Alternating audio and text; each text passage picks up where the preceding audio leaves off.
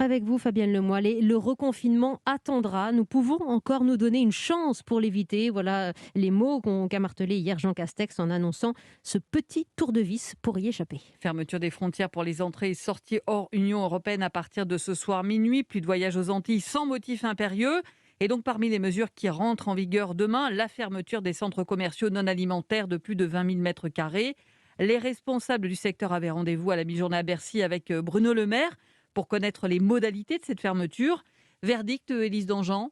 Eh bien, verdict, Fabienne, le gouvernement tient absolument à éviter les brassages de population. Jean Castex en a parlé hier soir et ça a été répété maintes et maintes fois ce midi aux représentants des commerçants.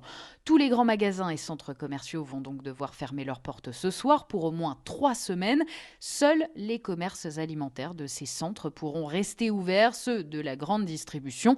Idem pour les pharmacies. Mais déjà, les fédérations préviennent, pas question d'ouvrir un centre commercial juste pour une pharmacie ou une boulangerie.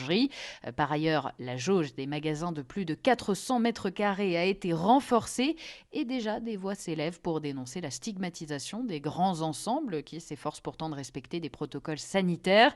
Mais ce qui a beaucoup occupé cette réunion, c'est la question des aides. Évidemment, le gouvernement promet, une fois n'est pas coutume, un soutien sans faille au cœur des crispations. Les stocks en pleine période de solde et les loyers souvent exorbitants. Bercy promet une réponse très rapide, aussi rapide que le délai laissé aux commerçants pour fermer boutique. Élise Dangean du service économie d'Europe